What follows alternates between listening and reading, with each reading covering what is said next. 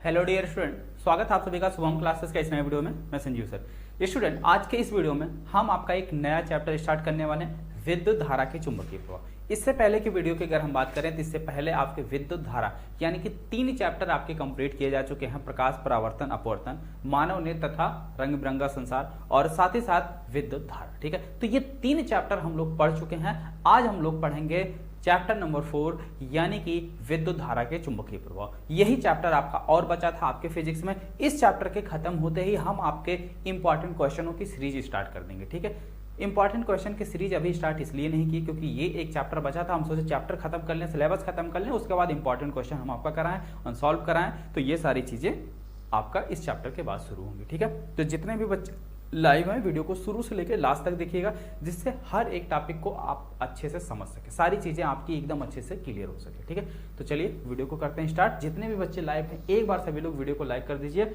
और इस video session को अपने दोस्तों में भी शेयर कर दीजिए, जिससे मैक्सिमम बच्चे लाइव सेशन के साथ जुड़ सकें। देखिए, चैप्टर को हम लोग समझेंगे एकदम जीरो लेवल से, एकदम बेसिक से हम लोग चैप्टर को समझेंगे। विद्युत धारा के चुंबकीय प्रभाव बिल्कुल जीरो लेवल से यानी कि एकदम बेसिक से। चलिए, जैसे अगर हम बात करें विद्युत धारा के चुंबकीय प्रभाव की, तो विद्युत धारा के चुंबकीय प्रभाव से संबंधित जो नियम है या जो भी चीजें हैं, ये वैज्ञानिक ओस्ट्रेड ने अपनी प्रयोग में देखा था। अब इन्होंने अपनी प्रयोग में क्या देखा था, ये सबसे ज्यादा इंपॉर्टेंट है। क्या है कि सन 1820 में डच वैज्ञानिक ओस्ट्रेड ने प्रयोग में यह पाया कि जब किसी भी, ये भालक नहीं चालक, किसी भी चालक में से विद्युत धारा प्रवाहित की जाती है तो चालक के चारों ओर क्या होता है, एक चुंबकीय क्षेत्र उत्पन्न होता है। ठीक है, जैसे मान लीजिए अगर ये हमारा कोई चालक तार है और इस चालक तार में अगर हम क्या प्रवाहित करें, धारा प्रवाहित करें, क्या प्रवाहित करें, धारा प्रवाहित करें, तो इस चालक तार के चारों ओर क्या होता है, एक चुंबकीय क्षेत्र उत्पन्न होता है। ठीक है, इसके चारों ओर इस प्रकार से एक चुंबकीय क्षेत्र उत्पन्न होता है। आई बात समझ में आता है? यहां तक सबका क्लियर है, कोई दिक्कत नहीं ना? अब जब इस चालक तार के चारों ओर चुंबकीय क्षेत्र उत्पन्न होता है और यह, ठीक है, और कारण तार के समीप रखी हुई चुंबकीय सुई जो है विक्षेपित हो जाती है। यानी कहने का मतलब यह है कि अगर ये हमारे कोई धारावाही चालक तार है और इसके पास में अगर हम किसी चुंबकीय सुई को इस प्रकार से रख देते हैं, ठीक है, चुंबकीय सुई को रख देते हैं, तो जब भी हम चालक तार में धारा प्रवाहित करते हैं तो धारा प्रवाहित होने के कारण चालक तार के चारों ओर जो चुंबकीय क्षेत्र उत्पन्न होता है, उस चुंबकीय क्षेत्र के कारण ये चुंबकीय सुई क्या होती है, विक्षेपित हो जाती है। चुंबकीय सुई क्या होती है, विक्षेपित हो जाती है। अब ये जो चुंबकीय क्षेत्र उत्पन्न होता है ये तो हमें दिखता नहीं, लेकिन कैसे पता चलता है कि चुंबकीय क्षेत्र उत्पन्न हुआ? तो ये जो सुई में विक्षेप मिलता है, यानी कि जो सुई विक्षेपित होती है, जो सुई घूम जाती है, सुई के घूमने के कारण हमें यह पता चलता है कि यहाँ पे चुंबकीय क्षेत्र है, यहाँ पे चुंबकीय क्षेत्र है। ठीक है, अरे सिंपल सी बात है। जैसे मान लीजिए किसी भी चीज का अनुमान लगाना है या किसी भी चीज का पता लगाना है तो आप क्या करते हैं? जैसे मान लीजिए अगर आप खेतों में चूहों को ढूंढ रहे हैं तो क्या करेंगे?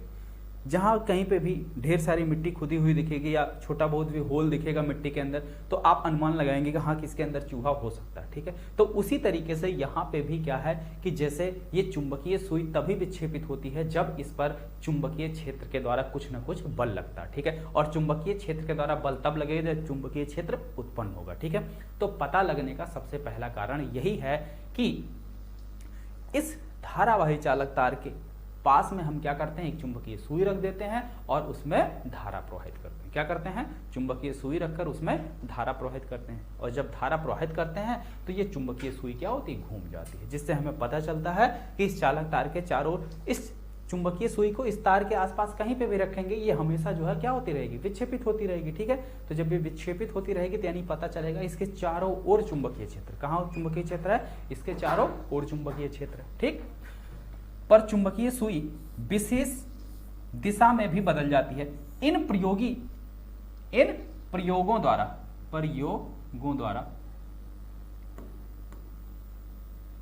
ठीक है, इन प्रयोगों द्वारा यह स्पष्ट होता है कि विद्युत धारा, ठीक है, विद्युत धारा से चुंबकीय क्षेत्र की उत्पत्ति होती है। यानी कि यहां पे क्या हुआ, हमने धारा प्रवाहित किया, धारा प्रवाहित करने के कारण चुंबकीय क्षेत्र मिल रहा, धारा प्रवाहित करने के कारण चुंबकीय क्षेत्र मिल रहा, तो इससे साफ साफ पता चल रहा है कि विद्युत धारा की वजह से ही क्या मिलती है, चुंबकीय क्षेत्र हमको मिलता है। ठीक है,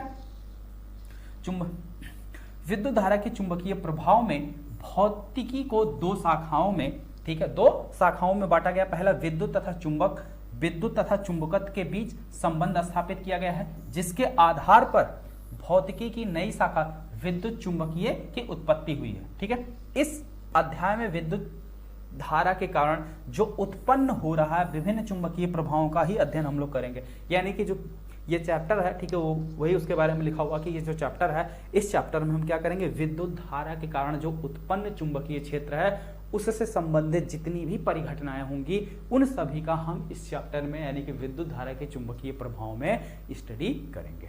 ये बात समझ में आई, इंट्रोडक्शन सबको समझ में आया है।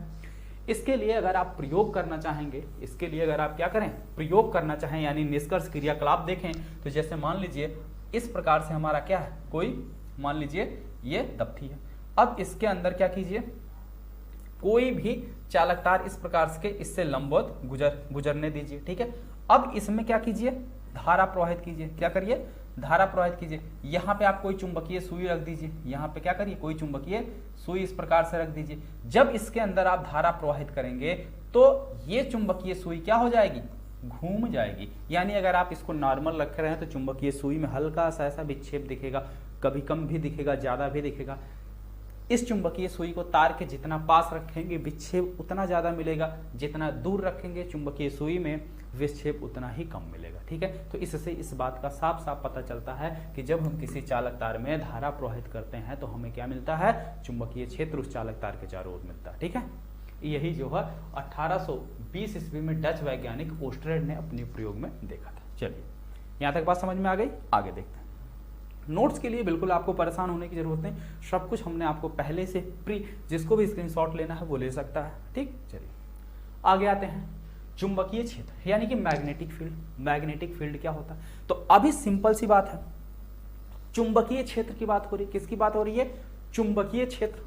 जैसे मान लीजिए इस समय धान का सीजन चल रहा, तो अगर हम क्या बोले, धान का क्षेत्र, यानी तो जहां तक हमको धान दिखाई देगा वो पूरा धान का एरिया हो जाएगा। जहां तक धान की फसल दिखाई देगी धान का एरिया होगा। तो वही चीज है, लेकिन यहाँ चुंबकीय क्षेत्र, तो ये चुंबकीय क्षेत्र हमको दिखाई तो देता नहीं, लेकिन इसका जो है इफेक्ट या प्रभाव हमको पता चलता है, इसका प्रभाव भी हमको देखने को मिलता है। जैसे मान लीजिए ये हमारा कोई चुंबक है, क्या है, ये हमारा कोई चुंबक है। ठीक, ये दंड चुंबक है, ये इसका उत्तरी ध्रुव, ये उसका दक्षिणी ध्रुव, ये क्या है, दंड चुंबक, दंड चुंबक। ठीक है, ये हमारा क्या है, दंड चुंबक है। तो अब इस दंड चुंबक के चारों ओर, इस दंड चुंबक के चारों ओर का वह विशेष क्षेत्र जिसके अंदर किसी भी चुंबकीय सुई को अगर हम ला के रख दें, अगर इसके अंदर हम किसी भी चुंबकीय सुई को ला के रख दें तो चुंबकीय सुई क्या हो, विक्षेपित हो जाए। चुंबकीय सुई क्या हो, विक्षेपित हो जाए। ठीक है, यानी इस चुंबक के चारों ओर का एक पर्टिकुलर वह एरिया या वह क्षेत्र जिसके अंदर किसी चुंबकीय सुई को रखने पर चुंबकीय सुई विक्षेपित हो जाती है या चुंबकीय सुई अपने ऊपर बल आघूर्ण का अनुभव करती है, क्या कहलाता है, चुंबकीय क्षेत्र कहलाता है। आई बात समझ में, फिर से समझो कि किसी चालक तार के चारों ओर का वह क्षेत्र, किसी चालक तार के चारों ओर का वह क्षेत्र जिसके अंदर किसी चुंबकीय सुई को रखने पर चुंबकीय सुई विक्षेपित हो जाती है या अपने ऊपर एक बल आघूर्ण का अनुभव करती है, इस चुंबक के क्षेत्र को हम क्या कहेंगे, चुंबकीय क्षेत्र। ठीक है, आई बात समझ में। वही चीज यहां लिखा, किसी चुंबक के परितः का मतलब हो गया चारों ओर वह क्षेत्र जिसमें किसी चुंबकीय सुई पर एक बल आघूर्ण आरोपित होता है जिसके कारण वह घूमकर एक निश्चित दिशा में ठहरती, यानी कि चुंबकीय सुई क्या होती है, घूम जाती है और घूमकर किसी न किसी फिक्स दिशा में रुकती है, उसी को हम क्या कहते हैं, चुंबकीय क्षेत्र कहते हैं। ठीक है, क्लियर हो गया, कोई डाउट, बिल्कुल नहीं ना। चलिए, अगर कोई डाउट होगा नीचे कमेंट सेक्शन में जरूर लिखिएगा, अगर कहीं कोई परेशानी होगी तो कमेंट बॉक्स में जरूर लिखिएगा। ओके, चलिए आगे आइए। चुंबकीय क्षेत्र की दिशा, चुंबकीय क्षेत्र की, ये तो हो गई चुंबकीय क्षेत्र हमारी। ठीक है, हालांकि चुंबकीय क्षेत्र है तो अब चुंबकीय बल रेखाएं भी आएंगी। अब चुंबकीय बल रेखाओं के बारे में भी हमें पढ़ना है, लेकिन चुंबकीय बल रेखाओं के बारे में डिटेल में हम आपको बताएंगे। चलिए अब हम बात करते हैं चुंबकीय क्षेत्र की दिशा। चुंबकीय क्षेत्र आ गया, तो अब इसकी दिशा कैसे निकलेगी, इसकी दिशा कैसे निकलेगी। जैसे चुंबकीय सुई की जो दिशा है, यानी कि जो चुंबकीय क्षेत्र की दिशा है, उसको निकालने के लिए हमारे पास 2-3 नियम है। ठीक है, जिसमें से 2 आपके लिए बेहद इंपॉर्टेंट है, जो परीक्षा में पूछे जाते हैं, बाकी और से आपका लेना देना नहीं। चुंबकीय क्षेत्र में ठीक है। चुंबकीय क्षेत्र की दिशा क्षेत्र के किसी बिंदु पर रखे कंपास सुई के दक्षिणी ध्रुव से उत्तरी ध्रुव की ओर खींची गई रेखा होती है। क्या मतलब है? जैसे मान लीजिए यहां पे मान लीजिए हमारा क्या है, ये पूरा एक चुंबकीय क्षेत्र, क्या है, एक चुंबकीय क्षेत्र। अब इसके हम किसी भी बिंदु पर चुंबकीय सुई को रख देते हैं, मान लेते हैं यहाँ पे चुंबकीय सुई रखते हैं, तो अब इसका उत्तरी सिरा ये हो जाता है और दक्षिणी सिरा ये हो जाता है, यानी ये एस हो गया, ये एन हो गया, तो यहाँ डॉट लगा लिए, यहाँ डॉट लगा। अब इस चुंबकीय सुई को उठा के फिर यहाँ पे रखेंगे, फिर इस पॉइंट पे रखेंगे, तो फिर ये ऐसे ऐसे पॉइंट को रखते जाएंगे और ऐसे पॉइंट हम लोग बनाते जाएंगे, तो जो बिंदु हमको मिलेगा यानी कि दक्षिणी और उत्तरी ध्रुव को मिलाने वाली जो इस प्रकार की लाइन मिलेगी, यही लाइन हमारी क्या कहलाती है, चुंबकीय क्षेत्र की दिशा कहलाती है। इसी को हम क्या कहते हैं, चुंबकीय क्षेत्र की दिशा कहते हैं। इसका प्रैक्टिकल आप लोगों को करने को मिलेगा भी, अगर स्कूल वाले कराएंगे तो क्लास 10th में, ठीक है, क्लास 10th में इसका प्रैक्टिकल आपको मिलेगा अगर स्कूल वाले कराएंगे तो, अगर नहीं कराएंगे तो मुश्किल है मिलना, ठीक है। चलिए, क्लियर हो गया। अब इसकी और भी दिशा ज्ञात करने के नियम है, चुंबकीय क्षेत्र की दिशा ज्ञात करने के नियम, यानी कि law to determine the direction of magnetic field. Magnetic field यानी कि चुंबकीय क्षेत्र निकालने के नियम कौन कौन से हैं? सबसे पहला जो नियम है वो हमारा है दाएं हाथ की हथेली का नियम, दाएं हाथ की हथेली का नियम, ठीक। तो दाएं हाथ की हथेली के नियम से हम चुंबकीय क्षेत्र कैसे निकालते हैं, ध्यान से समझिएगा। अगर हम बात करें चुंबकीय क्षेत्र की दिशा को, जैसे मान लीजिए ये हमारा कोई चालक तार है, ये क्या हमारा कोई चालक तार है जिसके अंदर क्या प्रवाहित हो रही है, धारा, जिसके अंदर क्या प्रवाहित हो रही, धारा, इस डायरेक्शन में। और मान लेते हैं यहां पर कोई बिंदु है, यहां पर कोई बिंदु P, यहां पर कोई बिंदु P, ठीक है, यहां पर कोई बिंदु P, जिस बिंदु पर हमें चुंबकीय क्षेत्र का मान निकालना है, जिस बिंदु पर हमें चुंबकीय क्षेत्र का मान निकालना है। तो अब इस बिंदु पर अगर हमें चुंबकीय क्षेत्र का मान चाहिए तो इसके लिए हम अपने दाएं हाथ की हथेली का नियम का इस्तेमाल करेंगे, यानी अंगूठे को हम रखेंगे किधर, जिस दिशा में धारा बह रही है, तो धारा ऊपर की ओर बह रही है, धारा किधर बह रही है, ऊपर की ओर बह रही है, तो अंगूठे को रख लिया हमने धारा की दिशा में। बाकी की जो हमारी उंगलियां हैं उसको हम उस दिशा में रखेंगे जिस बिंदु पर वैद्युत क्षेत्र निकालना, जिस बिंदु पर दिशा निकालनी है, तो इस बिंदु पर दिशा निकालनी है, तो इसकी तरफ हम उंगलियां कर लिए और ये हो गई हमारी। अब हथेली से धक्का, इस हथेली से धक्का जिधर लगेगा, थप्पड़ जिस साइड लगेगा उसी दिशा में इसका क्या होगा, चुंबकीय क्षेत्र होगा। तो यहाँ पे चुंबकीय क्षेत्र की जो दिशा हो गई वो क्या होगी, बोर्ड के तल के लंबवत नीचे की ओर, बोर्ड की तल के लंबवत नीचे की ओर। और इसलिए डॉट लगा के हमने सर्किल क्यों किया, आप नोट पॉइंट में इसको लिख लीजिए। नोट अगर इस प्रकार से कहीं है, इस प्रकार से, इसका मतलब है चुंबकीय क्षेत्र की जो दिशा है, चुंबकीय क्षेत्र की दिशा जो है, चुंबकीय क्षेत्र की दिशा जो है ये बोर्ड के तल के लंबवत ऊपर की ओर है, बोर्ड के तल के लंबवत ऊपर की ओर, क्या है, ऊपर की ओर, ठीक है। और वहीं अगर डॉट कर दिया गया, इस डॉट का मतलब ये हो गया नीचे की ओर, डॉट का मतलब क्या हो गया, नीचे की ओर, ठीक है। यानी कि जो चुंबकीय क्षेत्र की दिशा है वो किधर है, बोर्ड के तल के लंबवत नीचे की ओर। आई बात समझ में। अगर ये कोई दूसरा चालक तार ले लेते, इसके अंदर धारा नीचे की तरफ बह रहा होता, यानी इस तरीके से, ठीक है, इस तरीके से, और इस बिंदु पर अगर मान लीजिए हमें चुंबकीय क्षेत्र चाहिए, तो अब हम क्या करें, ये नहीं, बिंदु को इधर कर लेते हैं, ठीक, इस बिंदु पर, इस बिंदु चुंबकीय क्षेत्र चाहिए। देखिए हथेली को इस तरीके से हम उल्टा किए, अंगूठे को रखे धारा की दिशा में, और इस बिंदु पर हमें निकालना, तो उंगलियों को बिंदु की तरफ कर लिए, तो हथेली से धक्का किधर लगेगा, बाहर की ओर। तो इस बिंदु पर जो चुंबकीय क्षेत्र की दिशा होगी वो इस प्रकार से होगी, ठीक है। वही चीज यहाँ पे दर्शाया गया, वही चीज यहाँ फिगर में आपको दिखाया गया, ठीक है। नियम समझ में आया। क्या करना है, अंगूठे को धारा की दिशा में, उंगलियों को जिस बिंदु पर निकालना उस बिंदु की तरफ, तो हथेली से धक्का जिधर लगेगा वही चुंबकीय क्षेत्र की दिशा होगी, ठीक है। चलिए आगे आते हैं अगले प्रश्न, मैक्सवेल के दाएं हाथ का नियम, मैक्सवेल के दाएं हाथ का नियम। अब ये मैक्सवेल के दाएं हाथ का नियम क्या है, इसको भी देखिए। और एक और नियम है, दक्षिणावर्ती पेज का भी नियम है, पेज का भी नियम है, ठीक है। तो पहले हम लोग मैक्सवेल के दाएं हाथ का नियम देखते हैं। ये क्या भाई, मैक्सवेल के दाएं हाथ का नियम।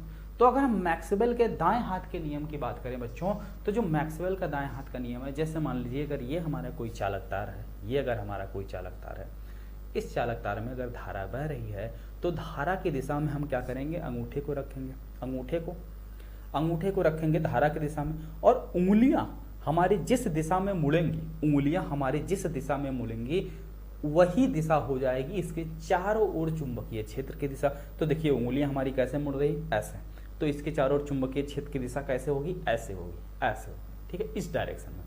अगर अंगुलियां धारा की दिशा नीचे हो जाए, इस प्रकार से हो जाए, तब देखिए उंगलियां किधर मुड़ेंगी, यूं, तब दिशा ऐसे उल्टी हो जाएगी। आई बात समझ में? जैसे यहाँ पे देखिए, ये मान लीजिए कोई चालक तार है, ठीक, ये कोई चालक तार है। अब इसके अंदर क्या प्रवाहित हो रही, धारा। तो धारा की दिशा में हमने रखा अंगूठे को, तो उंगलियां हमारी किस डायरेक्शन में मुड़ रही हैं, घड़ी के विपरीत दिशा में, घड़ी के सुई के विपरीत दिशा में। इस डायरेक्शन में हमारी चुंबकीय क्षेत्र रेखाएं होंगी, या चुंबकीय क्षेत्र की दिशा होगी, या चुंबकीय बल रेखाओं की ये दिशा होगी। भाई चुंबकीय बल रेखाएं ही चुंबकीय क्षेत्र होती हैं, चुंबकीय क्षेत्र की दिशा को बताती हैं, ठीक है। इतनी बात समझ में आई, यहाँ तक क्लियर है? यहाँ तक कोई दिक्कत नहीं? बोलो, दोनों नियम सबका क्लियर हो गया? हम क्या करेंगे, अंगूठे को धारा की दिशा में रखेंगे, और जिस दिशा में हमारी उंगलियां मुड़ेंगी वही दिशा उसके चारों ओर चुंबकीय बल रेखाओं की होगी, ठीक। चलिए आगे आते हैं अगले सवाल पे। मैक्सवेल के दक्षिणावर्ती पेंच का नियम, मैक्सवेल के दक्षिणावर्ती पेंच का नियम। ये पेंच का नियम क्या है भाई, पेंच, स्क्रू, आप लोग नट बोल्ट स्क्रू या पेंचकस लगा के खोले होंगे ना, तो वही नियम, यानी उससे भी हम चुंबकीय क्षेत्र की दिशा को बता सकते हैं, चुंबकीय बल रेखाओं की दिशा को बता सकते हैं। जैसे मान लीजिए इस बिंदु पर हमें क्या करना है, चुंबकीय क्षेत्र की दिशा निकालनी है, और इस बिंदु पर धारा की, इस प्रकार से धारा बह रही है, धारा ऐसे बह रही है ऊपर से नीचे की ओर, ऊपर से नीचे की ओर, ठीक है। तो अगर इस बिंदु पर धारा है तो धारा की दिशा में रखेंगे पेंच के नोक को, यानी कि जो स्क्रू है उसके नोक को हम किसकी दिशा में रखेंगे, धारा की दिशा में। किसकी दिशा में, धारा की दिशा में रखेंगे, इस प्रकार से। और उसके बाद पेचकस लगा के इसको जिस डायरेक्शन में घुमाएंगे, जिस डायरेक्शन में घुमाएंगे वही इसके चारों ओर चुंबकीय क्षेत्र की दिशा होगी, ठीक है। जैसे देखिए ये आपका स्क्रू पेंच रखा गया, अब इसको अगर हम घुमाएंगे तो स्क्रू को ऐसे ही तो कसते हैं, ऐसे और ऐसे खोलते हैं, यानी इस प्रकार से कसते हैं, ठीक है। तो दक्षिणावर्ती दिशा में जब इसको घुमाते हैं तो ये क्या होता है, टाइट होता है, यानी कि कसाता है। तो इस प्रकार से चुंबकीय क्षेत्र की दिशा निकालने के लिए 3 नियम है जो कि बहुत इंपॉर्टेंट है, परीक्षा में बहुत पूछे जाते हैं, ठीक है। क्लियर हुआ यहाँ तक सबका, या किसी को कोई डाउट है या कोई समस्या हो? अगर कोई समस्या हो तो बताना कमेंट सेक्शन में, ठीक। चलिए क्लियर हो गया।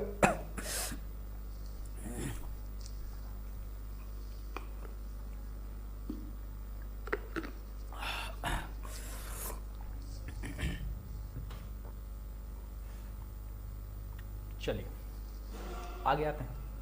देखिए बेटा एक इंपॉर्टेंट बात, जितने भी बच्चे अभी तक शुभम क्लासेस का टॉप 100 बैच नहीं ज्वाइन किए हैं, आप सभी लोग शुभम क्लासेस का टॉप 100 बैच और क्रैश कोर्स, यानी कि दोनों में से कोई भी एक बैच अगर आप ज्वाइन करेंगे तो दोनों बैच आपको फ्री में मिल जाएगा, ठीक है। किसी भी एक बैच में अगर ज्वाइन होंगे तो दूसरा बैच आपको फ्री में मिलेगा। और क्रैश कोर्स के अंदर आपको मिलेगा 1 short video, chapter wise important question answer, पिछले 3 साल के पेपर वो भी हल के साथ, यानी कि सॉल्यूशन के साथ, 60 नोट्स और साथ ही साथ 3 मॉडल पेपर। ये सारी चीजें आपको मिलेगी शुभम क्लासेस के क्रैश कोर्स के अंदर, जो कि आपकी बोर्ड परीक्षा की तैयारी के लिए बहुत ज्यादा इंपॉर्टेंट है, बहुत महत्वपूर्ण है। आपकी परीक्षा की तैयारी में 4 चांद लगाने का काम करेगा। और इस बैच की जो अभी प्राइस है वो सिर्फ और सिर्फ 799 रुपए, लेकिन ये प्राइस आपकी 100 रुपए कम हो जाएगी अगर आप कूपन कोड यूज कर लेंगे संजीव सर। तो आपकी ये प्राइस कितनी हो जाएगी, 699, यानी 799 की जगह 699 अगर आप कूपन कोड यूज करते हैं संजीव सर, ठीक है। अगर आप इस कूपन कोड को यूज करते हैं संजीव सर तो आपकी ये प्राइस 100 रुपए कम हो जाएगी, यानी कि 100 रुपए का छूट आपको मिल जाएगा, ठीक है। क्लियर बात, आई बात समझ में आता। और एक दूसरा कूपन कोड है जो कि विदाउट स्पेस है, दोनों में से जो आपको इच्छा करेगा वो कोड बेटा आप यूज कीजिएगा, तुरंत आपको डिस्काउंट मिल जाएगा 100 रुपए का, ठीक है। और ये देखिए ये उन बच्चों की लिस्ट है जो शुभम क्लासेस के टॉप 100 बैच से पढ़कर बोर्ड एग्जाम परीक्षा में यानी कि बोर्ड में मैक्सिमम अंक ले आए हैं 95। हरिचरण यादव, रोल नंबर भी लिखा हुआ है, अयोध्या से है, ठीक है। अमन कुमार मौर्य 95% वाराणसी से, सुजीत यादव 94% जौनपुर से, कीर्ति वर्मा कानपुर से 94%, सुंदरम यादव गाजीपुर से 93% के साथ, समीर मौर्य 93% के साथ, अंजनी कुमार गुप्ता प्रतापगढ़ से 91, अस्मित गुप्ता 90 बांदा से। तो ये इनका रोल नंबर भी लिखा हुआ है, इनके डिस्ट्रिक्ट भी मेंशन है। अगर आप लोगों को कोई डाउट हो, कोई समस्या हो, तो आप इसको जो है चेक कर सकते हैं, ठीक है। आप गूगल पे इनका रिजल्ट भी देख सकते हैं कि ये रिजल्ट कैसे, मतलब इनका नंबर जो लगा हुआ वो सही है या गलत है, ठीक है। तो बिल्कुल सही नंबर लगा हो, इसमें कोई दो राय नहीं थी। इस तरीके से आप भी अपने बोर्ड एग्जाम में बेटा मैक्सिमम अंक स्कोर सकते हैं, ज़्यादा से ज़्यादा परसेंटेज ला सकते हैं। अगर अभी तक आप शुभम क्लासेस के बैच से नहीं जुड़े हैं तो आज ही शुभम क्लासेस के बैच से जुड़ जाइए। और अगर आपसे कहीं कूपन कोड मांगा जाता है या कूपन कोड की ऑप्शन आता है तो वहाँ पे आप यूज कीजिएगा संजीव सर, आपका तुरंत 100 रुपये का डिस्काउंट मिल जाएगा, यानी कि 100 रुपये आपका ऑफ हो जाएगा। और ये आपका मोबाइल नंबर है, अगर आपको कहीं कोई दिक्कत है, कोई परेशानी आ रही है तो यहाँ पे इस मोबाइल नंबर पर आप कॉल या मैसेज कर लीजिएगा, ठीक है।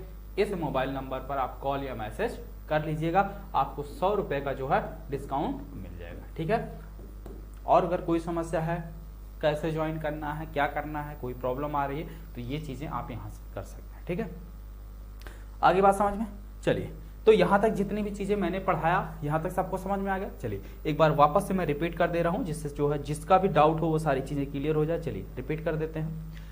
सबसे पहले हमने आपको बताया विद्युत धारा के चुंबकीय प्रभाव के बारे में। तो विद्युत धारा का जो चुंबकीय प्रभाव है, इसके बारे में सबसे पहले 1820 ईस्वी में डच के एक वैज्ञानिक थे ओस्ट्रेड, ठीक है, ओस्ट्रेड। इन्होंने एक प्रयोग किया। इन्होंने क्या किया? एक प्रयोग के दौरान ये देखा कि जब हम किसी चालक तार में धारा प्रवाहित करते हैं, जैसे जब हम किसी चालक तार में धारा प्रवाहित करते हैं तो चालक तार के समीप रखी हुई चुंबकीय सुई हमारी क्या होती है? घूम जाती है। चुंबकीय सुई क्या होती है? घूम जाती है। और चुंबकीय सुई तभी घूमती है जब वो चुंबकीय क्षेत्र उस पर आरोपित हो, या चुंबकीय क्षेत्र के अंदर चुंबकीय सुई हो, तभी वो घूमती है। तो भाई चुंबकीय सुई घूमी धारा प्रवाहित करने पर, तो सीधे सीधे साफ साफ क्लियर हुआ कि धारा प्रवाहित करने के कारण चालक तार के चारों ओर क्या होता है? एक चुंबकीय क्षेत्र उत्पन्न होता है, ठीक है। ये बात हुई विद्युत धारा के चुंबकीय प्रभाव के बारे में। ओस्ट्रेड ने अपने प्रयोग में यही चीज देखा, ठीक है, क्रियाकलाप के अंदर, ठीक है, एनसीईआरटी में क्रियाकलाप दिया हुआ, तो यही चीजें आपको स्टेप टू स्टेप जो है दिखाया है कि किस तरीके से चीजों को करना है, ठीक है। क्लियर? आई बात समझ में? चलिए आगे आते हैं। नेक्स्ट क्या था? उसके बाद हमारा था चुंबकीय क्षेत्र। चुंबकीय क्षेत्र क्या होता है? ठीक है, चुंबकीय क्षेत्र होता क्या है? तो अगर हम बात करें चुंबक की, तो चुंबक हमारे दो प्रकार के होते हैं, ठीक है। एक तो प्राकृतिक चुंबक होता है, एक कल इसके बारे में हम आपको बताएंगे प्राकृतिक चुंबक कौन है, कृत्रिम चुंबक कौन है, ये सारी चीजें कल डिटेल में बताऊंगा, ठीक है। चुंबक होता क्या? ठीक, तो किसी चुंबक के चारों ओर का वह क्षेत्र, चुंबकीय क्षेत्र को हम डिफाइन कैसे करेंगे? तो किसी चुंबक के चारों ओर का वह क्षेत्र, किसी चुंबक के चारों ओर का वह क्षेत्र जिसके अंदर रखी हुई चुंबकीय सुई घूम जाती है या अपने ऊपर एक बल का या अपने ऊपर एक बल आघूर्ण का अनुभव करती है, उसे क्या कहते हैं? चुंबकीय क्षेत्र कहते हैं। आई बात समझ? फिर से समझिए, किसी चुंबक के चारों ओर का वह क्षेत्र जिसके अंदर रखी हुई चुंबकीय सुई अपने ऊपर एक बल आघूर्ण का अनुभव करती है और चुंबकीय सुई घूमकर एक निश्चित दिशा में ठहरती है, उसे हम क्या कहते हैं? चुंबकीय क्षेत्र कहते हैं, ठीक। चलिए उसके बाद क्या टॉपिक था? चुंबकीय क्षेत्र की दिशा। तो चुंबकीय क्षेत्र की दिशा निकालने के लिए हम क्या करते हैं? अगर किसी भी, ठीक है, चुंबकीय क्षेत्र की हमें दिशा निकालनी है तो उस चुंबकीय क्षेत्र में हम क्या करें? चुंबकीय सुई को बारी बारी से एक एक पॉइंट पे, जैसे मान लीजिए यहाँ पे हमने ये चुंबकीय सुई को रख लिया, ठीक है, तो ये इसका अगर मान लीजिए, ठीक है, ये अगर चुंबकीय सुई का दक्षिणी धुरा, ये उत्तरी धुरा, यहाँ पे बिंदु लगा लिए, यहाँ पे बिंदु लगा लिए। अब वापस से जब फिर चुंबकीय सुई को उठाएंगे, फिर रखेंगे, तो अब इस बिंदु पर रखेंगे, यानी इस बिंदु की तरफ हम क्या करेंगे? इसका दक्षिणी सिरा करेंगे, ठीक है। उसके बाद इसका उत्तरी सिरा जिस बिंदु पर जाएगा, यहाँ पे जाएगा, फिर पॉइंट कर लेंगे, फिर वापस से इसको उठा के फिर चुंबकीय सुई को हम क्या करेंगे?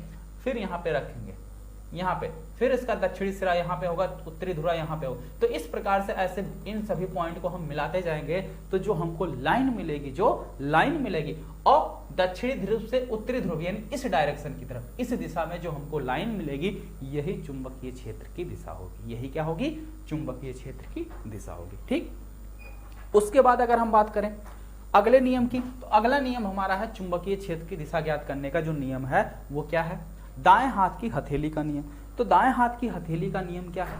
दाएं हाथ की हथेली यह है, इसका नियम क्या है कि अगर हम किसी चालक तार में अगर धारा प्रवाहित हो रही है, जैसे मान लीजिए ये चालक तार, इसमें धारा ऊपर से नीचे की ओर, ठीक है, ऊपर से नीचे या नीचे, ठीक है, इस प्रकार ऊपर से नीचे की ओर धारा प्रवाहित हो रही, तो इस प्रकार से अंगूठे को रखेंगे किसकी तरफ? धारा की दिशा में। अंगूठे को रख लिया हमने धारा की दिशा में, तब हथेली से जिस बिंदु पर, जैसे मान लीजिए यहाँ पे हमने देखिए आपको समझाया भी है, जैसे मान लीजिए ये हमारा क्या है? चालक तार है, ठीक, इसमें धारा नीचे से ऊपर की ओर बह रही है और इस बिंदु P पर, इस बिंदु P पर हमें क्या करना है? चुंबकीय क्षेत्र की दिशा निकालनी है।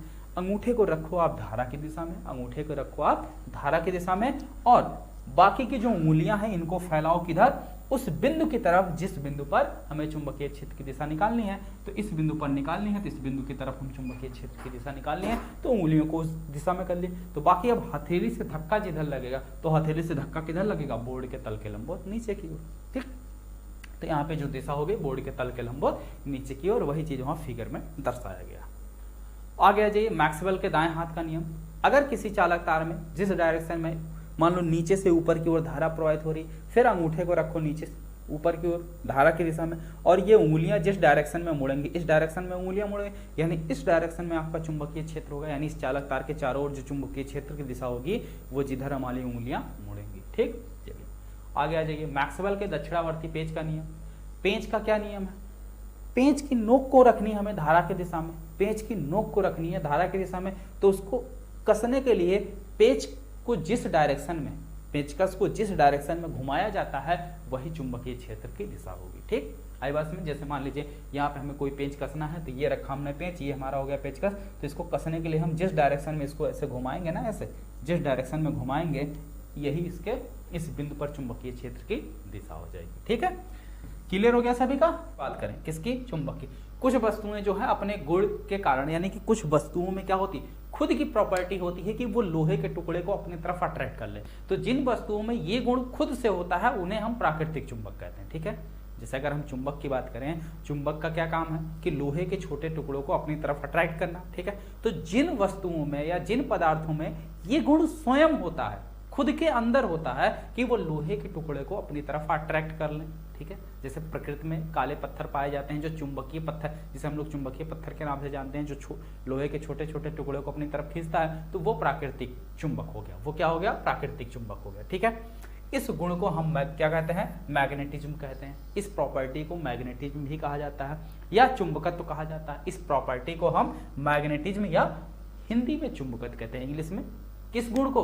लोहे के टुकड़े को अपनी तरफ अट्रैक्ट करने वाली प्रॉपर्टी या गुण को मैग्नेटिज्म कहते हैं और हिंदी में इसे चुंबकत्व कहते हैं। ठीक, अब कह रहा है जिन वस्तुओं में चुंबकत्व का गुण पाया जाता है उसे हम चुंबक कहते हैं। ठीक है, यानी कि जिन वस्तुओं के अंदर चुंबकत्व का गुण पाया जाता है, यानी कि लोहे के टुकड़े को अपनी तरफ खींचने की क्षमता पाई जाती है, खींचने का गुण पाया जाता है, उसे हम चुंबक कहते हैं। और इस गुण को देखिए, दोनों में फर्क समझिएगा, गुण को चुंबकत्व कहते हैं और खींचने का जो गुण है, इस गुण को, ठीक है, खींचने की जो गुण है इसे हम क्या कहते हैं? चुंबक कहते हैं। किसे? जो वस्तु अपनी तरफ खींच रहा है। जैसे मान लीजिए ये है, कोई वस्तु है, ये लोहे का टुकड़ा है, ये वस्तु इसको अपनी तरफ खींच ले रहा, तो ये क्या हो गया? चुंबक हो गया। क्या हो गया? चुंबक हो गया। और ये जो इस वस्तु को अपनी तरफ खींच रहा है, इस गुण को, जिस गुण के कारण ये खींच रहा है, इस गुण को चुंबकत्व कहते हैं। ठीक है, अब समझ में आई बात? क्लियर हुई? ठीक है, जैसे लोहे का ऑक्साइड, ठीक है, जैसे प्राकृतिक चुंबक में लोहे के ऑक्साइड के जो पत्थर होते हैं, यानी कि Fe3O4 का जो पत्थर होता है, यानी कि लोहे के जो ऑक्साइड के पत्थर होते हैं, ठीक है, उन्हें हम प्राकृतिक चुंबक के नाम से जानते हैं। ये लोहे के टुकड़े को अपनी तरफ क्या करते हैं? अट्रैक्ट करते हैं। ठीक, आगे देखिए। अब अगर हम बात करें प्राकृतिक और कृत्रिम चुंबक की, तो सिंपल सी बात है बेटा, प्राकृतिक चुंबक प्रकृति में पाए जाने वाला एक पत्थर है जो लोहे के टुकड़ों को अपनी तरफ क्या करता? आकर्षित करता है। ठीक है, यह पत्थर लोहे के ऑक्साइड का बना होता है। किसका बना होता है? लोहे के ऑक्साइड का बना होता है। ठीक है, यानी कि प्रकृति में चुंबक ठीक है। प्राकृतिक चुंबक प्रकृति में पाए जाने वाला एक पत्थर है जो लोहे के छोटे टुकड़ों को अपनी ओर आकर्षित करता है। यह पत्थर लोहे के ऑक्साइड का बना होता है। किसका बना होता है? लोहे के ऑक्साइड का बना होता है। इसकी कोई निश्चित आकृति नहीं होती, यानी कि जो प्राकृतिक चुंबक होता है इसका कोई निश्चित आकृति नहीं होती, इसका कोई फिक्स शेप नहीं होता। ये किसी भी शेप का हो सकता है, आयताकार हो सकता है, वर्गाकार हो सकता है, त्रिभुजाकार हो सकता है, षष्ठभुजाकार हो सकता है, किसी भी आकार का ये हो सकता है। इसकी कोई फिक्स शेप नहीं है, ठीक है। अब कह रहा कुछ पदार्थों को कृत्रिम विधियों के द्वारा, यानी कुछ ऐसे भी पदार्थ है जिसको हम कृत्रिम विधियों द्वारा, यानी कि अलग अलग प्रकार के द्वारा बहुत सारी चीजों को यूज करके, मिक्स करके हम क्या करते हैं, उनके अंदर चुंबकत्व का गुण पैदा करते हैं। यानी कि क्या करते हैं, कृत्रिम विधियों के द्वारा कुछ पदार्थों को कृत्रिम विधियों द्वारा चुंबक बनाया जाता है, जैसे लोहा, इस्पात, कोबाल्ट इत्यादि। लोहा, इस्पात, कोबाल्ट, इन सभी को भी हम कृत्रिम चुंबक बना सकते हैं कृत्रिम विधियों के द्वारा। इन्हें कृत्रिम चुंबक कहते हैं। ये विभिन्न आकृतियों के होते हैं। अब ये जो कृत्रिम चुंबक होते हैं, इनको हम जिससे इनकी आकृति फिक्स होती है, जिस शेप में हम बनाएंगे वो उसी शेप में रहेंगे, ठीक है।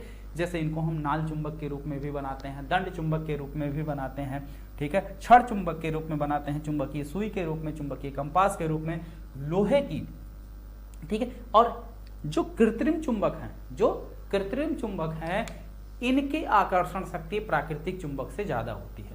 इनकी जो लोहे के टुकड़ों को अपनी तरफ अट्रैक्ट करने की पावर होती है, जो क्षमता होती है, प्राकृतिक चुंबक से क्या होती है, ज्यादा होती है। इतनी बात समझ में, किसकी ज्यादा होती है, कृत्रिम चुंबक की। कृत्रिम चुंबक की लोहे के टुकड़ों को अपनी तरफ अट्रैक्ट करने की जो क्षमता होती है वो क्या होती है, प्राकृतिक चुंबक से ज्यादा होती है, ठीक है। आई बात समझ में बेटा यहाँ तक? चलिए आगे आए। चुंबकीय ध्रुव क्या कहलाता है? चुंबकीय ध्रुव किसे कहते हैं, ठीक है। तो अगर हम बात करें चुंबकीय ध्रुव की, किसकी? चुंबकीय ध्रुव की,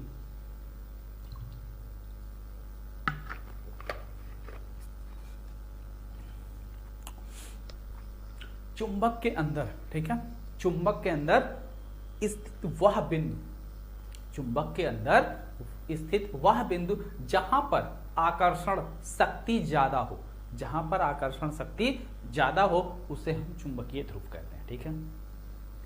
चुंबक के अंदर वह बिंदु जहां आकर्षण विशेष प्रभावी होता है, या कह सकते हैं आकर्षण ज्यादा होता है, क्या कहलाते हैं, चुंबकीय ध्रुव कहलाते हैं, ठीक है। चुंबक के दो ध्रुव होते हैं, एक उत्तरी ध्रुव होता है और दूसरा दक्षिणी ध्रुव होता है, ठीक है। चुंबक के दो ध्रुव होते हैं, एक उत्तरी ध्रुव होता है, एक दक्षिणी ध्रुव होता है।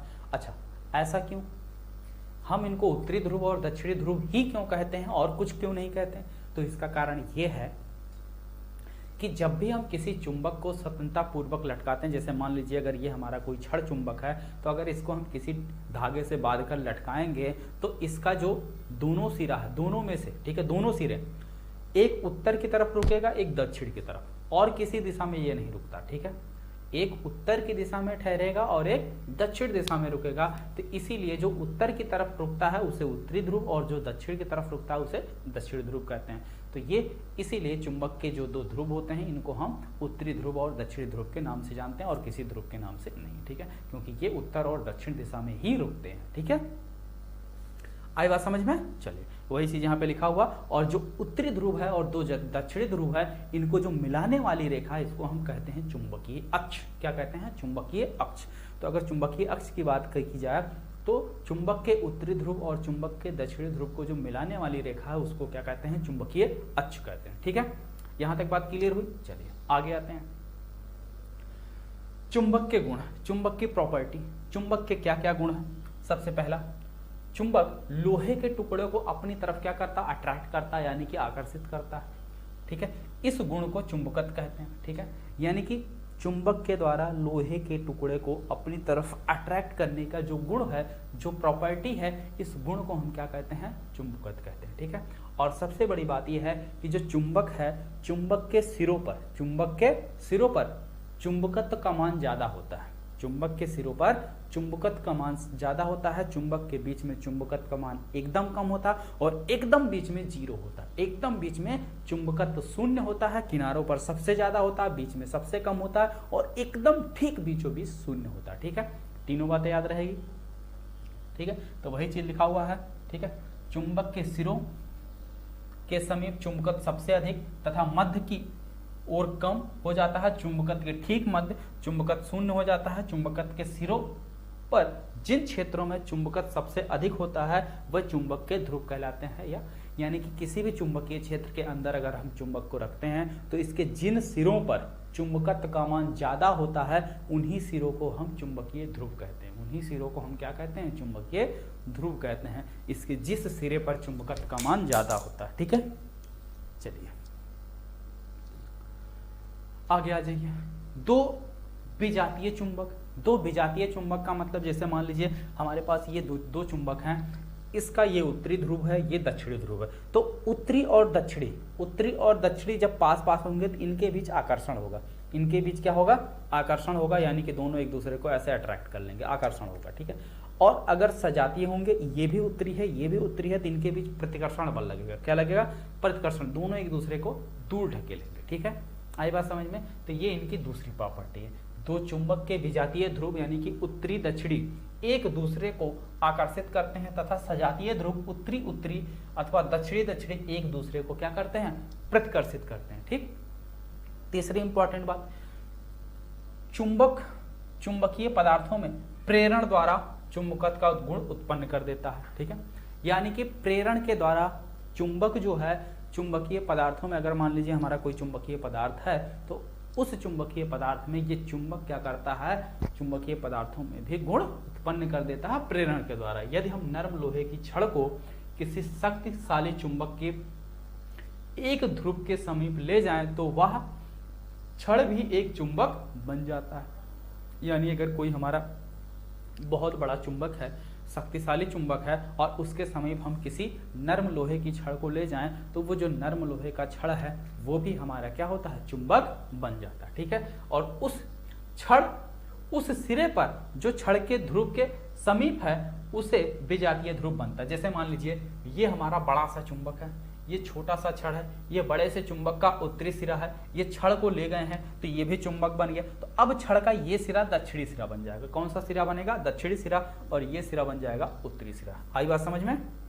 ठीक है, तो इस घटना को हम क्या कहते हैं? चुंबकीय प्रेरण कहते हैं। यानी कि समीप ले गए और इसके अंदर भी ये गुण आ गया। ठीक है, जैसे छोटे बच्चों को अगर देखो, ठीक है, होता क्या है कि अगर वो किसी को कॉपी कर रहे हैं, किसी की देख के कॉपी कर रहे हैं, जैसे मान लीजिए कोई छोटा बच्चा, कहाँ गया भाई?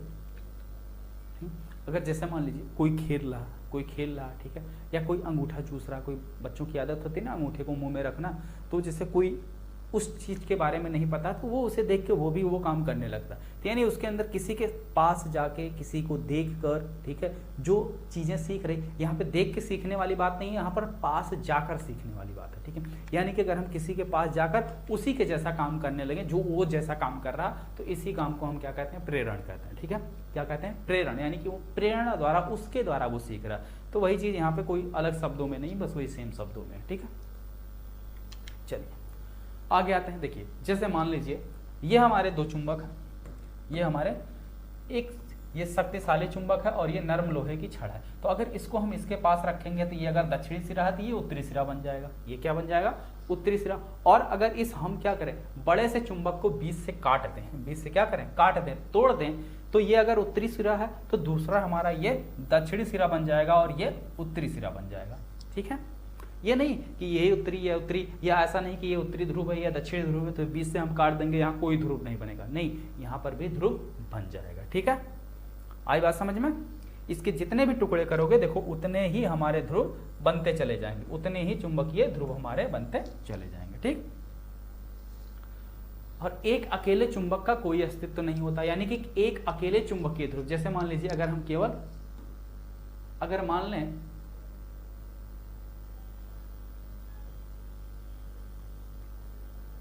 अगर जैसे हम मान लें हमारे पास केवल उत्तरी ध्रुव हो, केवल उत्तरी ध्रुव हो या केवल दक्षिणी ध्रुव हो, तो इसका कोई मतलब नहीं, इसका कोई अपना अस्तित्व है नहीं और ये ऐसे रह भी नहीं सकता। यानी कि कोई भी चुंबकीय ध्रुव अकेले अपने अकेले ध्रुव के रूप में नहीं रह सकता। जब भी रहेगा तो चुंबकीय ध्रुव का अगर उत्तरी सिरा है तो दक्षिणी सिरा भी होगा ही होगा। ऐसा नहीं है कि किसी चुंबक का उत्तरी सिरा मिलेगा, दक्षिणी सिरा नहीं मिलेगा। जब भी कोई चुंबक होगा तो उसका उत्तरी सिरा और दक्षिणी सिरा दोनों एक साथ साथ मिलेंगे, ठीक है। तो वही है कि ये अकेले नहीं रह सकते हैं, इसका अकेले का कोई अस्तित्व नहीं है।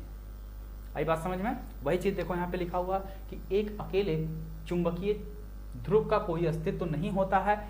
यदि हम किसी क्षण चुंबक के बीच को दो भागों से तोड़ दें तो इसके उत्तरी व दक्षिणी ध्रुव अलग अलग नहीं होंगे, बल्कि प्रत्येक भाग एक पूर्ण चुंबक होगा। जैसे कि यहाँ देखो एक बड़ा सा चुंबक था, तो अगर इसको हम चाहे तोड़ के अलग कर दें, उत्तरी सिरा अलग हो जाए, दक्षिणी सिरा अलग हो जाए, तो ऐसा नहीं होगा, ऐसा नहीं होगा। बल्कि जितना टुकड़ा टूटेगा वो खुद अपने आप में एक चुंबक बन जाएगा, वो खुद अपने आप में। जैसे देखो एक टुकड़ा टूटा तो ये उत्तरी सिरा था, उत्तरी सिरा था, यहाँ से थोड़ा दक्षिणी सिरा इधर अलग हो गया तो इसके साथ दक्षिणी सिरा ये बन जाएगा, ये बन जाएगा, और ये वाला उत्तरी सिरा बन जाएगा, ठीक। तो कभी भी उत्तरी और दक्षिणी ध्रुव को हम आपस में अलग अलग नहीं कर सकते कि दोनों अलग अलग दूर रहें, एक दूसरे के दूर रहें, आपस में कनेक्ट ना रहें, तो ऐसा कभी नहीं है, ठीक है। चलिए वही चीज है, उसी का एक्सप्लेनेशन है। अब आ गया जी चुंबकीय क्षेत्र। चुंबकीय क्षेत्र के बारे में कल भी मैंने आपको बताया था, तो इसमें कोई दिक्कत नहीं। किसी चुंबक के चारों ओर का वह क्षेत्र जिसमें किसी चुंबकीय सुई को रखने पर चुंबकीय सुई विक्षेपित हो जाए या अपने ऊपर बल युग्म आघूर्ण का अनुभव करती है, चुंबकीय क्षेत्र कहलाता, ठीक। अब आती है इंपॉर्टेंट चीज, चुंबकीय क्षेत्र लाइन, ठीक है, यानी कि चुंबकीय बल रेखाएं। चुंबकीय बल रेखाएं, अब चुंबकीय बल रेखाएं होती क्या है, ये बहुत पूछा जाता है एग्जाम में, ध्यान से देखिएगा। चुंबकीय बल रेखाओं की अगर हम बात करें तो चुंबकीय क्षेत्र में बल रेखाएं, यानी कि चुंबकीय क्षेत्र में जो चुंबकीय बल रेखाएं हैं वो काल्पनिक रेखाएं होती हैं। क्या होती हैं? इमेजिन किया जाता है, काल्पनिक रेखाएं होती हैं जो उस स्थान पे चुंबकीय क्षेत्र की दिशा को अविरत प्रदर्शन, अविरत का मतलब होता है लगातार, इसका मतलब होता है लगातार, इसका मतलब होता है लगातार, ठीक है। चुंबकीय बल रेखाएं किसी भी बिंदु पर खींची गई स्पर्श रेखा उस बिंदु पर चुंबकीय क्षेत्र की दिशा को बताती है। जैसे मान लीजिए ये हमारी चुंबकीय क्षेत्र रेखाएं इस तरीके से खींची गई, अगर इस बिंदु पर हम चुंबकीय क्षेत्र की दिशा निकालना चाहें तो इस बिंदु पर एक स्पर्श रेखा हम खींचते हैं, तो ये जो स्पर्श रेखा है, स्पर्श रेखा की जो दिशा होगी वही इस बिंदु पर चुंबकीय क्षेत्र की दिशा होगी।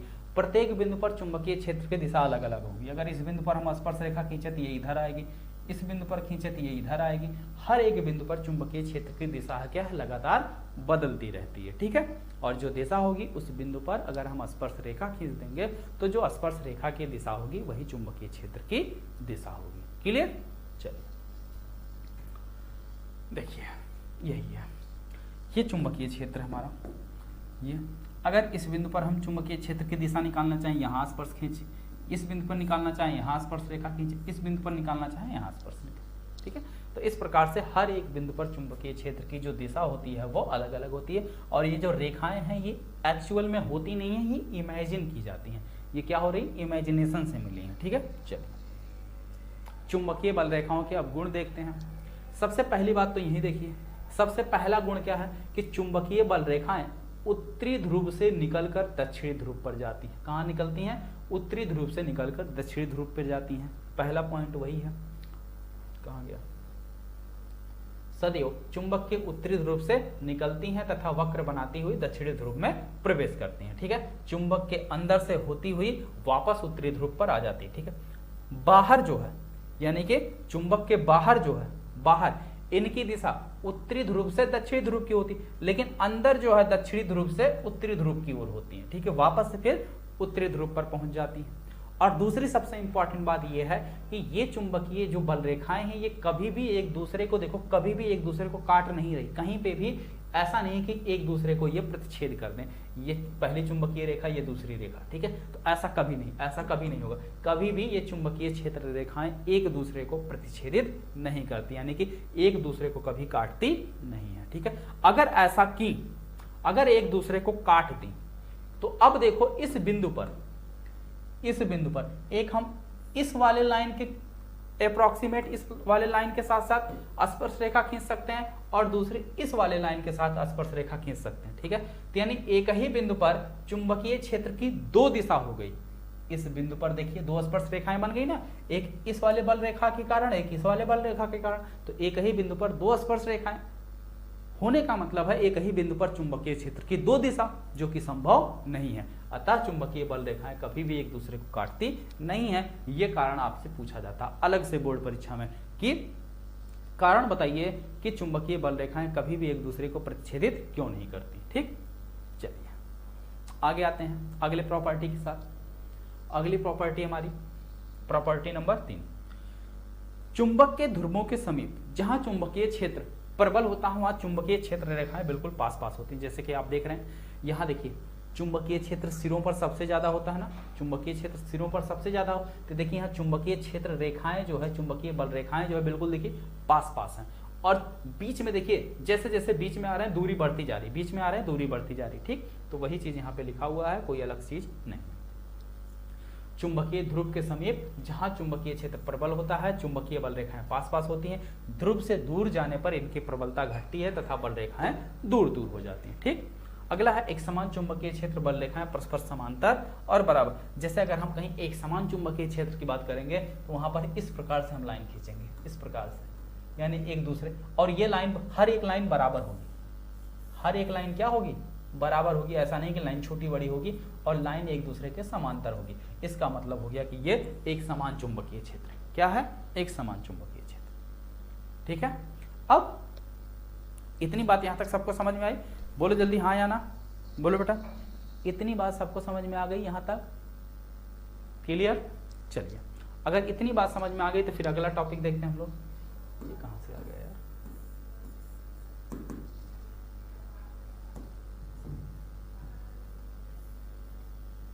ये कहां से आ गया?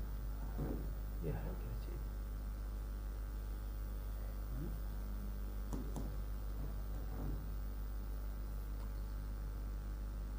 चलिए नेक्स्ट टॉपिक देखते हैं हम लोग। अगला है कि किसी विद्युत धारावाही चालक के कारण चुंबकीय क्षेत्र। अभी कल भी मैंने बताया था कि किसी भी विद्युत धारावाही चालक के कारण चुंबकीय क्षेत्र क्या होता है। जैसे मान लीजिए अगर ये कोई चालक तार है, इसमें अगर हम धारा प्रवाहित करें, क्या करें, धारा प्रवाहित करें, तो धारा प्रवाहित करने के कारण इसके आसपास अगर हम चुंबकीय सुई रखें तो चुंबकीय सुई क्या होती है, विक्षेपित हो जाती है। क्या होती है, विक्षेपित हो जाती है। इसी को आइए हम चाहे तो एक क्रियाकलाप के द्वारा समझ सकते हैं। जैसे मान लीजिए ये हमने क्या लिया, कोई लंबा तार ले लिया। ठीक है, ये हमने एक तार ले लिया, ये हमारा क्या तार है। ठीक, अब इस तार के पास में हमने क्या किया, एक चुंबकीय सुई रख दिया। चुंबकीय सुई हमने रख दिया, चुंबकीय सुई का उत्तरी ध्रुव ये है, दक्षिणी ध्रुव, यानी चुंबकीय सुई इस प्रकार से थी। कैसे थी, चुंबकीय सुई जो थी हमारी इस प्रकार से थी, इस प्रकार से। लेकिन जैसे इस के अंदर हम धारा प्रवाहित किए, क्या किए, धारा प्रवाहित किए, तुरंत हमारी ये चुंबकीय सुई देखो घूम गई। चुंबकीय सुई हमारी क्या हो गई, तुरंत जो है वापस से इस डायरेक्शन से इस डायरेक्शन में घूम गई, यानी कि चुंबकीय सुई जो है वो घूम गई। ठीक है, तो यही है इसके क्रियाकलाप। अब इसी को कई सारे स्टेप में आप लिख सकते हैं। स्टेप नंबर 1, एक लंबा तार लिया। स्टेप नंबर 2, इस तार के पास हमने एक चुंबकीय सुई रखी। स्टेप नंबर 3, तार को हमने एक बैटरी के द्वारा कनेक्ट किया, यानी कि विभवांतर के द्वारा हमने जोड़ दिया। एक सेल या 2 सेल 3 सेल जो भी आप लिख सकें, एक सेल के द्वारा हमने इसको जोड़ दिया। ठीक है, तो इस प्रकार से अगर हम तार के सिरों को पलट दें, तार के सिरों को पलट दें, प्लस वाले को माइनस कर दें, माइनस वाले को प्लस कर दें, यानी कि इसको देखो, इसको यहां से उठा के जोड़ दें माइनस वाले से। ठीक है, तो प्लस वाले को माइनस कर दें, माइनस वाले को प्लस कर दें, तो अब ये इस दिशा में घूमी, तो अब इस बार ये उल्टा घूम जाएगी, इस डायरेक्शन में घूम जाएगी। ठीक, आई बात समझ में? तो इसकी डायरेक्शन जो है वो क्या होगी, बदल जाएगी, डायरेक्शन इसकी बदल जाएगी। ठीक, तो वही है सीधे चालक तार के कारण प्रवाहित चुंबकीय क्षेत्र। ठीक है, सीधे चालक तार के कारण वही सेम। अगर ये कोई सीधा चालक तार है तो इसके चारों ओर चुंबकीय क्षेत्र की जो रेखा होगी वो कैसे होगी, यहाँ पे आप देख सकते हैं। ये है, ये चालक तार है कोई, जिसमें क्या धारा जो है ऊपर से नीचे की ओर प्रवाहित हो रही है। तो इसके आसपास अगर चुंबकीय क्षेत्र आपको पता करना है तो उसके लिए क्या करिए, एक दफ्ती लीजिए। ठीक है, इस तार को इसके अंदर से होल करके बाहर निकाल लीजिए। अब इस दफ्ती पे लोहे के छोटे छोटे बुरादे को आप छींट दीजिए, या लोहे का बुरादा अगर ना मिले तो नमक का इस्तेमाल आप कर सकते हैं, नमक को छींट दीजिए। ठीक है, और उसके बाद इस तार में धारा प्रवाहित कीजिए। क्या करिए, तार में धारा प्रवाहित कीजिए। जब तार को हम सेल से जोड़ेंगे, धारा प्रवाहित होगी, तो इस दफ्ती को हल्का सा ऐसे थपथपाएंगे। तो थपथपाएंगे तो ये देखेंगे कि जो हमने नमक या लोहे के छोटे टुकड़े को छितराया था वो क्या हुआ, एक निश्चित दिशा में इस प्रकार से गोलाकार रूप में बन जाएंगी। इस प्रकार से गोलाकार रूप में बन जाएगी और इनकी जो दिशा होगी वो इस प्रकार से होगी। ठीक है, चुंबकीय क्षेत्र की दिशा निकालने के लिए बताया था ना दाएं हाथ की हथेली का नियम, सॉरी दाएं हाथ का नियम, यानी कि अंगूठे को धारा की दिशा में, और ये जो उंगलियां हैं जिस डायरेक्शन में मुड़ेंगी, धारा ऊपर से नीचे है तो अंगूठे को नीचे रख लिए, इस डायरेक्शन में मुड़ रही है तो इस डायरेक्शन में ये चुंबकीय क्षेत्र की दिशा होगी। ठीक है, तो इस प्रकार से आपको ये आकृति देखने को मिलेगी इसके चारों ओर गोलाकार रूप में। ठीक है, ये प्रयोग आप लोग घर पे कर सकते हैं। चुंबकीय क्षेत्र की दिशा निकालने का ये नियम है, ये हम कल भी आपको बता चुके हैं। ये देखिए दोनों नियम हमने आपको कल बताया था। ठीक है, तो इस तरीके से आज की इस सेशन में जितनी भी चीज़ें आपको बताई गई बेटा आप सभी को अच्छे से समझ में आया। ठीक है, अगर नहीं समझ में आएगा तो एक बार वीडियो को वापस से रिपीट कर लीजिएगा और इसके आगे के सेशन को हम लोग कल पढ़ेंगे। ठीक है, इसमें सबसे इंपॉर्टेंट बात यह है कि जैसे ही आपका ये चैप्टर कंप्लीट होगा, ये चैप्टर जैसे ही कंप्लीट होगा हम आपको करवाएंगे इंपॉर्टेंट न्यूमेरिकल। क्या कराएंगे? आपको मिलेगी न्यूमेरिकल की एक सीरीज, उसके साथ साथ मिलेगी लॉन्ग क्वेश्चन की सीरीज, उसके बाद एक मिलेगी शॉर्ट क्वेश्चन की सीरीज, उसके बाद साथ प्रीवियस ईयर क्वेश्चन पेपर कराए जाएंगे PYQ 3 ईयर के, उसके बाद आपका करवाया जाएगा MCQ। ठीक है, MCQ, और फिर आपको सॉल्व कराया जाएगा मॉडल पेपर जो कि आपके बोर्ड एग्जाम के बिल्कुल पैटर्न का होगा। जो आपके बोर्ड एग्जाम का लेवल होगा वही लेवल आपके इस मॉडल पेपर का भी होगा। ठीक है बेटा, तो यहाँ तक सभी का क्लियर है? ओके, तो मिलते हैं कल इसके आगे के टॉपिक के लिए। आज के लिए सिर्फ इतना ही। Okay, thank you. और अगर अभी तक आपने शुभम क्लासेस क्रैश कोर्स नहीं ज्वाइन किया हो तो क्रैश कोर्स ज्वाइन कर लीजिएगा। कूपन कोड आप अगर यूज करेंगे संजीव सर तो आपको 100 रुपये का छूट मिल जाएगा, यानी कि 100 रुपये का आपको डिस्काउंट मिल जाएगा। ठीक है, ये आपका कूपन कोड है और प्राइस जो है वो 799 है। जैसे ही कूपन कोड अप्लाई करोगे तो ये 699 हो जाएगा। ठीक, ओके, मिलते हैं फिर कल। आज के लिए इतना ही।